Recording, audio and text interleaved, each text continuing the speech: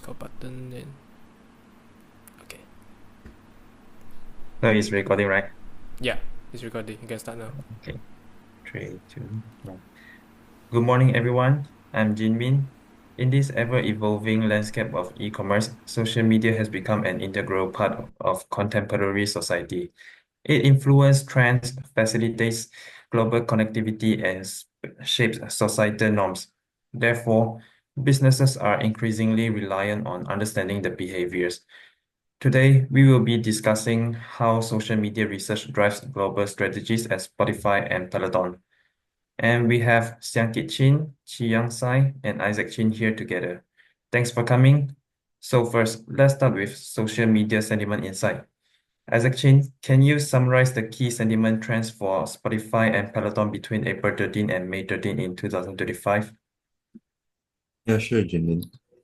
So, social media research is very important, and Spotify and Peloton who can help expand globally by analyzing their consumer behavior, preferences, and trends in real time. By using sentiment analysis, ethnography, and various data sources, they may tailor their services to different cultures to boost their user engagement and strengthen their competitive edge within the digital economy. Now, for the sentiment analysis of Spotify and Peloton, in Spotify's search, between April 13th and May 13th of 2025, their social media presence remained very strong, with a total of 50,000 total mentions and a 1.2 billion reach, which drives 118 million interactions. Their daily mentions range from minimum of 227 to a peak of 2,295. And this number peaked on May 11 again with 124 million reach. The positive sentiment remained very dominant at 7,108 mentions, which consistently surpassed their negative sentiment at only 1,005 mentions. However, on April 16th, negative sentiment spiked to 160 counts.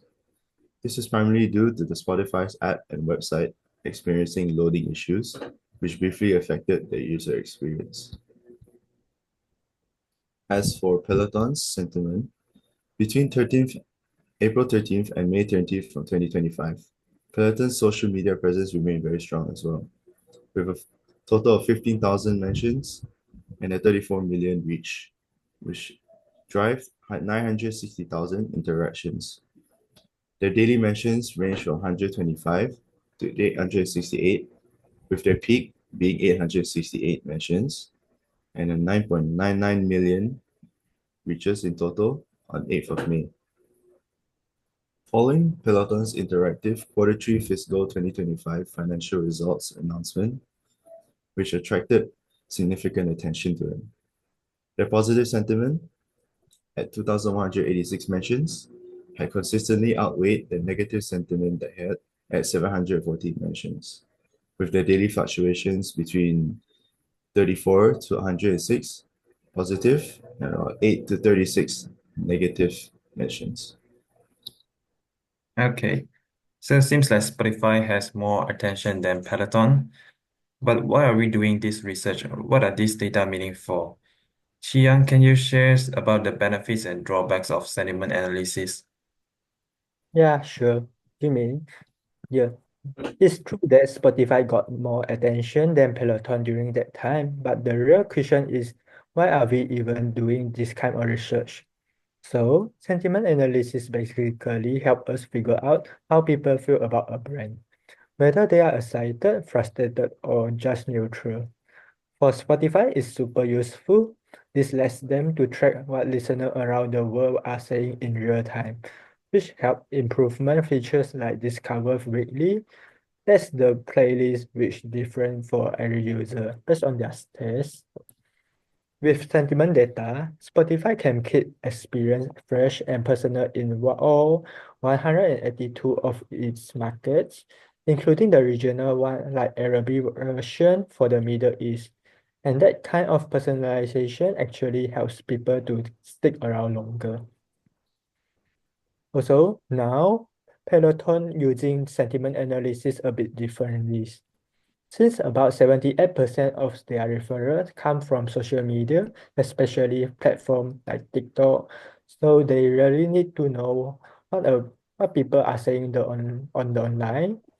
Sentiment data helps them to track how users feel about the new workout and apps features. If there's a big drop in engagement, they can spot it early and tweak things. It's basically a feedback loop from user straight to the brand. So the online communities really shape how people see the brands, and this kind of research is the key of Peloton's. But like all tools, analysis has its downsides too. A big issue is sampling bias. Sometimes a group of people make a lot of noise online, so it feels like everyone is upset, even if more users are actually fine. So we can saw that with Spotify spike on 16 April.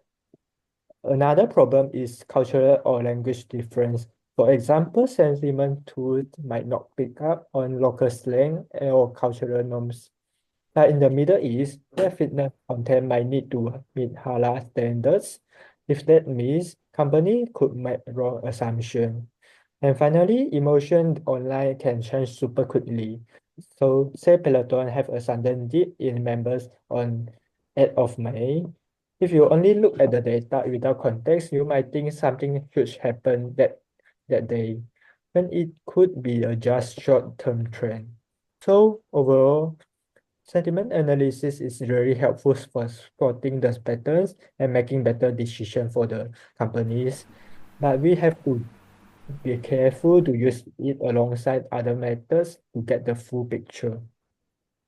Yeah. I see.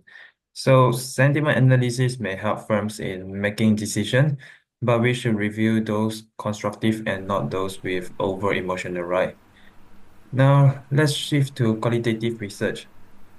Shankit, can you express your views on what nanography is, why are we using it, and how nanography complements these quantitative methods? Yes, Jiming. Sentiment analysis is great for spotting patterns and tracking user attitudes at scale. But as you mentioned, we need to be careful with emotional spikes or small, loud voices that might not reflect the bigger picture. That's why we also use qualitative research, and one important method is ethnography. Ethnography is a type of online ethnography. It means observing and analyzing how people behave and interact within digital communities like forums, social media, or content platforms.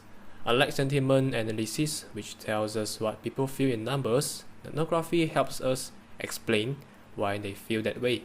It focuses more on context, culture, and user stories.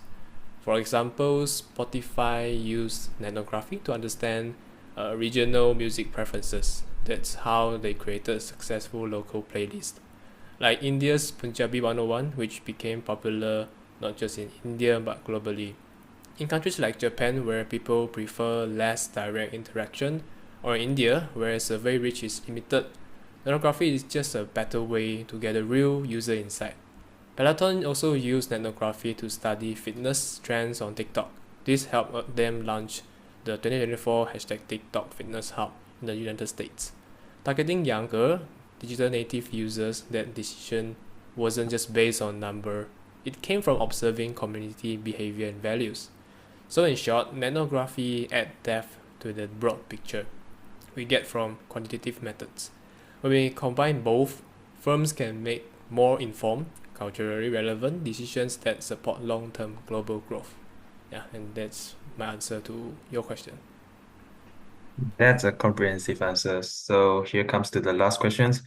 How did you guys think these methods could help with market expansion in global market? Great question, Uh, Jimin. yeah. I think both sentiment analysis and ethnography play a big role in market expansion. For sentiment analysis, companies like Spotify and Peloton can track how people in new regions feel about their brand in real time.